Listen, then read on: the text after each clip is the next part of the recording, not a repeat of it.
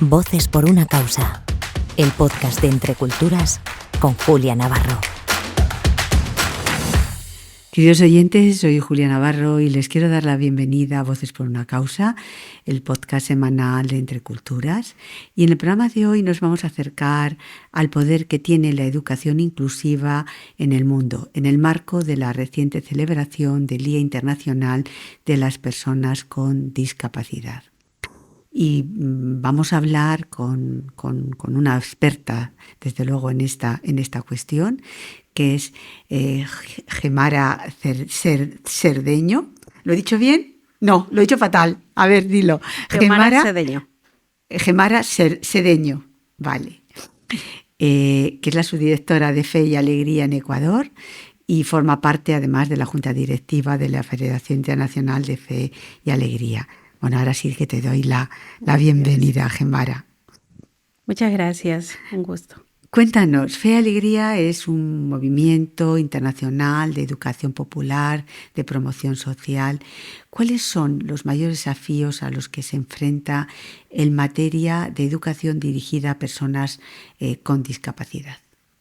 Bueno, para nosotros es muy importante el tema del ejercicio del derecho a la educación, sin importar la condición de las personas, pero poniendo especial énfasis en que las personas que tienen algún tipo de discapacidad no solo tienen que ir a la escuela, sino además deben aprender y desarrollar sus capacidades en la medida de sus posibilidades.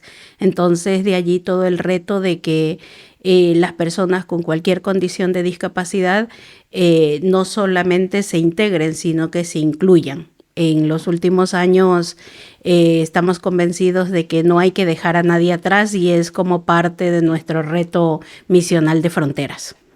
Les diré que Gemara está dedicada al mundo de la educación de hace muchísimos años, tiene mucha experiencia en distintos niveles, es docente, está licenciada en Ciencias de la Educación, con la especialidad en Pedagogía, en Teología Pastoral y Gestión y Administración de centros educativos.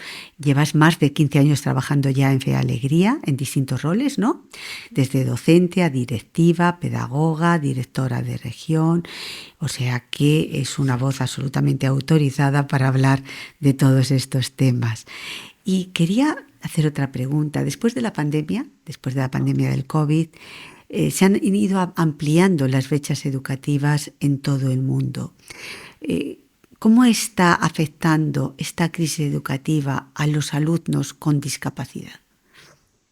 Nosotros allí en Ecuador decimos que antes de la pandemia tratábamos de hacer lo posible porque los chicos y chicas con algún tipo de discapacidad pudieran aprender. Y después de la pandemia nos está tocando como hacer lo imposible. No solo lo posible, sino lo imposible, porque las personas con discapacidad aprenden a su ritmo y además aprenden con muchos estímulos de material educativo o de acompañamiento docente. Entonces, el que fueran a sus casas implicaba pues perder aprendizaje, que muchas veces las familias no supieran cómo conducir el aprendizaje. Recordemos que en pandemia las familias se fueron el gran aliado de los educadores y educadoras, y luego también la condición de salud de las personas con discapacidad es siempre más débil. Entonces, había dificultad de poder acceder a sus hogares. Sin embargo, pues los educadores y educadoras corrieron ese riesgo con los temas también de bioseguridad, se acercaron a las casas para que podamos llevar el aprendizaje en el lugar en el que estaban. Entonces, difícil porque todos, inclusive los que no tienen algún nivel de discapacidad, en la educación en línea tras una pantalla, pues tienen muchos otros factores de distracción, y las personas que necesitan centrarse en determinados estímulos para aprender, pues la tenían difícil y no se acostumbraban. ¿Es muy difícil incorporar a este tipo de alumnos a la educación? No es tan difícil, pero sí es un proceso bien largo. Hemos aprendido en los últimos años que hay que ir aprendiendo, revisando la práctica educativa, investigando y tomando opciones. Entonces allí pues una de las cosas interesantes es que hemos podido ir como descubriendo la ruta de atención a la diversidad para la inclusión de las personas con discapacidad. Y esto consiste casi en una personalización del aprendizaje porque se empieza trabajando un mapeo de cómo es el estudiante, el alumno o la alumna, cómo es su familia, cuál es su tipo de discapacidad y cómo aprende para que el educador pueda trabajarlo. Entonces, eso en presencia es difícil y fue en la parte de la pandemia pues mucho más difícil. Y como sabemos, la pandemia solo nos vino a poner sobre la mesa todas las dificultades que habían en el tema educativo.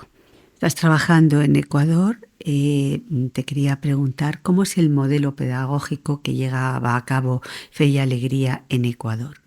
Sí, bueno, nosotros tenemos a en nivel... esta materia, en la educación en la materia inclusiva. de inclusión. Nosotros en Ecuador hemos creado un modelo de atención que le decimos el modelo de educación por tránsito educativo.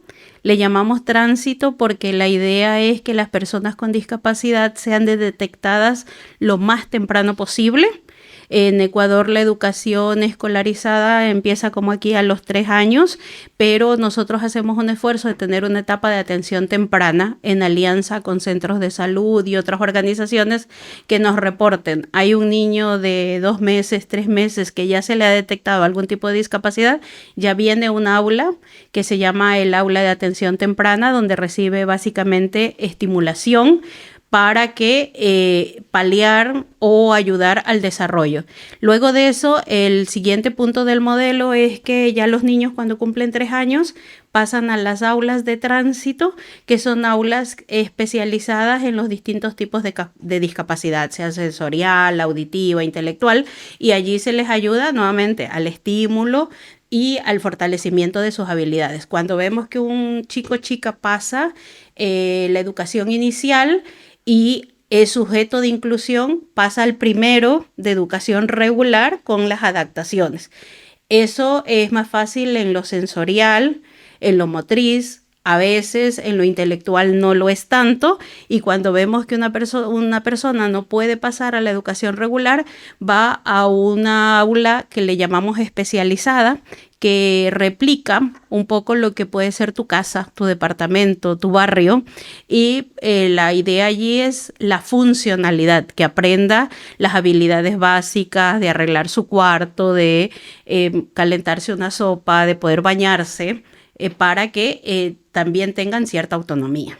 Entonces ese es un primer tema de trabajo de educación inclusiva en Fe y Alegría, el modelo por tránsito educativo. Tenemos otro modelo que es especializado en personas con discapacidad auditiva, la comunidad sorda. Entonces, estas personas se incluyen en los centros regulares y allí tenemos un colegio que trabaja, nosotros le llamamos con el modelo bilingüe bicultural. Porque al igual que una... A ver, ¿en qué consiste? El modelo bilingüe bicultural es incluir a la comunidad sorda que tiene su propia cultura en la comunidad oyente. Y luego es bilingüe porque así como en un lugar donde se habla inglés, el que no entiende español necesita traducción, acá las personas sordas necesitan traducción a su propia lengua, que es la lengua de señas. Entonces conviven chicos oyentes con chicos sordos, escuchando al profesor de la asignatura y cuentan con una traducción a señas. Es interesante porque los oyentes terminan también siendo bilingües en señas. Entonces, 2 años de trabajo dentro de Fe y Alegría en la educación inclusiva, ¿cómo han ido cambiando las cosas? ¿Cómo habéis ido afrontando esta problemática que afortunadamente cada vez las sociedades son más conscientes? Supongo que ha habido momentos en que habéis tenido que luchar contra muros de incomprensión, ¿no? Sí, correcto. Parte de la esencia de Fe y Alegría es dar respuestas a las problemáticas de contexto. Esta era una gran problemática porque teníamos muchos chicos con discapacidad y no sabíamos qué hacer con ellos. Luego empezamos a trabajar quizás sin mucha teoría, sin mucha metodología, sino con el afán de respuesta. Y luego ha habido todo ese tema interesante de ir aprendiendo sobre la marcha, de ir poniéndole metodología, conocimiento y ya desarrollar modelos como los que he contado antes, ¿no? Entonces, primero, pues, detectar el problema, ponernos a respuesta, luego documentarlo y ahorita podemos decir que contamos ya con documentos, con sistematizaciones, inclusive tenemos 2 publicaciones, una que te explica el modelo y otra que te explica cómo ponerlo en práctica y también entre las resistencias, pues los mismos educadores y educadoras porque lo veían como más trabajo, familias de los chicos que no tenían discapacidad que se resistían a que sus hijos pudieran estar en el mismo espacio y también las otras barreras con el Ministerio de Educación, porque antes no entendían todo esto del modelo y sobre todo lo que se escapa, diríamos, de la rectoría del Ministerio de Educación, como puede ser el aula templana, el aula especializada, pero la buena noticia es que hemos ido ganando también en incidencia. Elaboramos un documento que se llama el modelo de organización de un centro de educación inclusiva, que luego que el Ministerio de Educación de Ecuador lo ha conocido muy bien, lo ha convertido en el modelo para todos los centros.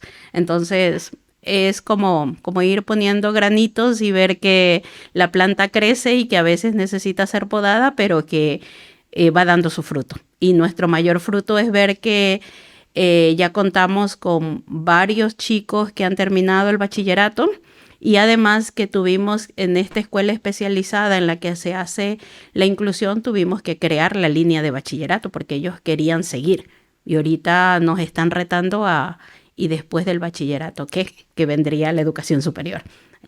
Muchas gracias, Xiomara, que es la subdirectora de Fe y Alegría en Ecuador y forma parte de la Junta Directiva de la Federación Internacional.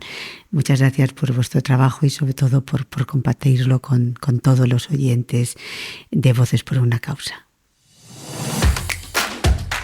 Voces por una Causa, el podcast de Entre Culturas con Julia Navarro.